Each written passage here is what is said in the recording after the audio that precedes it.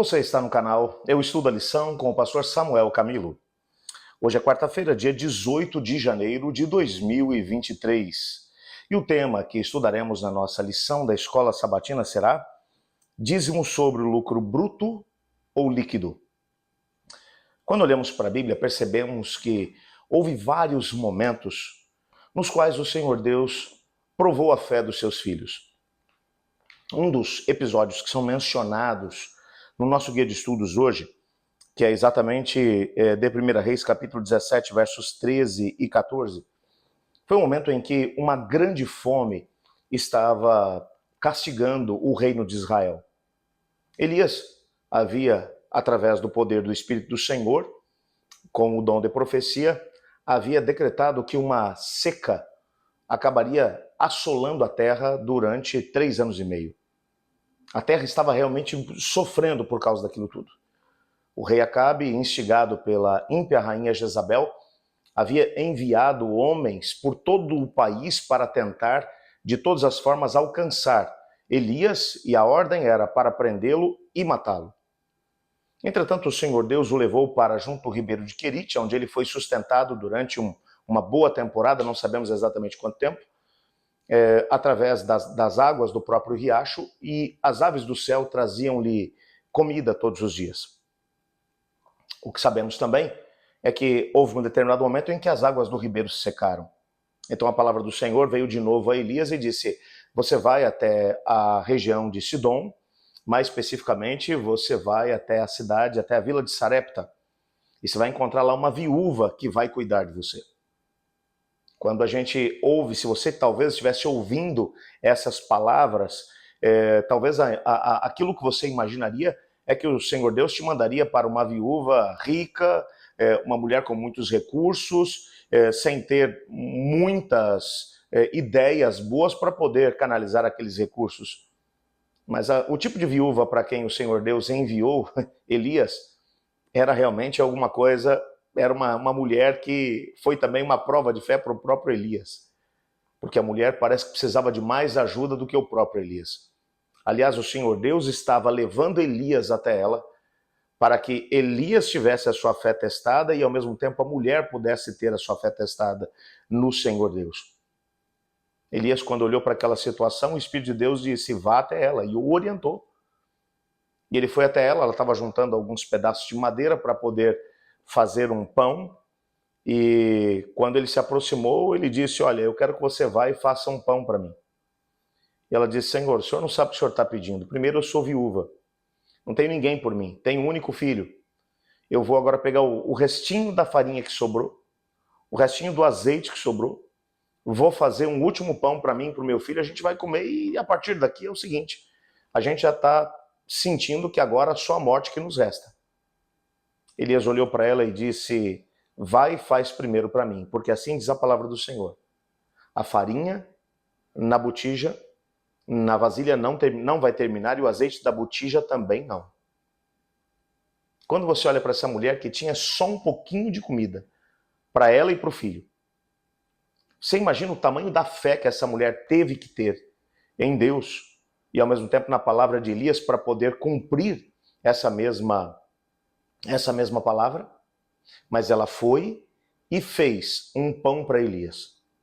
Voltou e entregou o pão para ele, e o resultado foi que quando ela retornou para fazer um pão para ela e outro para o seu filho, a farinha na vasilha, ela não tinha acabado. O azeite da botija continuava lá. E enquanto Elias esteve na casa dessa mulher, nunca faltou nem a farinha e nem o azeite. O Senhor Deus estava cuidando deles. A promessa de Deus em relação àqueles que são chamados a entregar-se ao Senhor, a viver uma experiência de fé com o Senhor, às vezes não é fácil. Nem todas as pessoas têm, às vezes, uma condição financeira tranquila o suficiente para poder dizer: olha, eu vou separar aqui o meu dízimo e eu tenho com sobra para poder enfrentar os desafios do mês. Às vezes, nós seremos chamados a uma prova de fé no sentido de separar aquilo que pertence ao Senhor para então termos a oportunidade de ver a farinha se multiplicar na vasilha e o azeite se multiplicar na botija.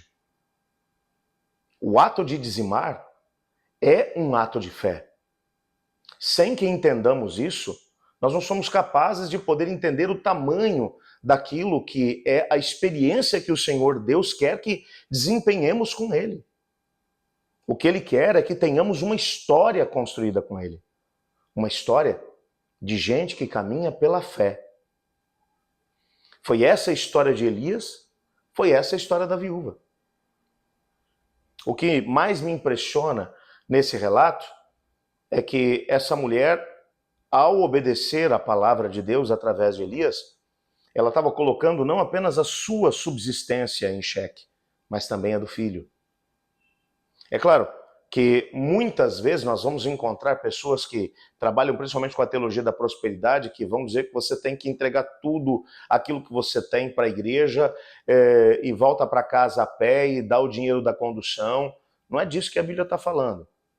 A Bíblia menciona que tem uma parte daquilo que Deus nos deu que é dele, é 10%. É disso que a gente está falando. A 10ª parte pertence ao Senhor, não é nossa. Então, é um ato de fé? É.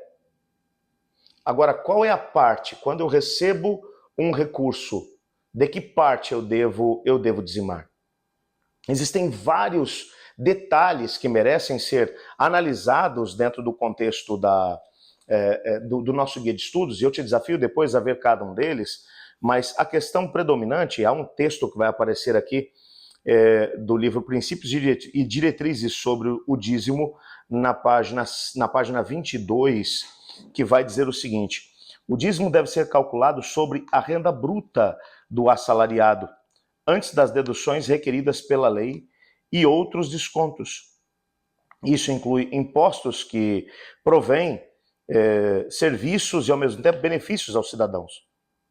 Contribuições para o INSS podem ser descontadas.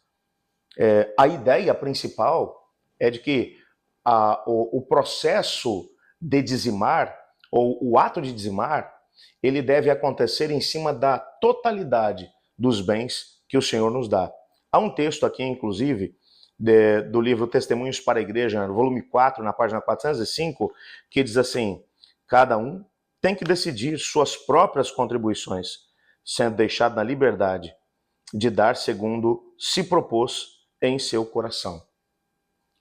E é claro que quando a gente menciona isso, a gente está mencionando também que as pessoas são livres para poder seguir o princípio estabelecido por Deus ou não. É claro que existe uma bênção embutida nessa questão. Claro que sim, existe uma bênção. Todo tipo de bênçãos que recebemos da parte do Senhor Deus, nós somos chamados também a dizimar em cima delas. É claro que o indivíduo, quando tem um comércio e ele recebe, através das vendas que ele tem, um determinado valor, aquilo que ele está recebendo não representa o seu lucro. Porque em cima daquele valor ele tem que tirar ainda os gastos que ele teve, o aluguel do espaço, o pagamento dos funcionários, e depois ele tem uma parte que é o seu lucro. É claro que o seu dízimo vai ser feito em cima desse lucro. A gente está falando dos assalariados. Aqui o texto que nós mencionamos fala dos assalariados. É claro que nós somos chamados a um processo de fidelidade para com Deus. Eu poderia falar muita coisa a respeito desse tema para você, mas acho que a melhor coisa que eu poderia dizer a você é: experimente.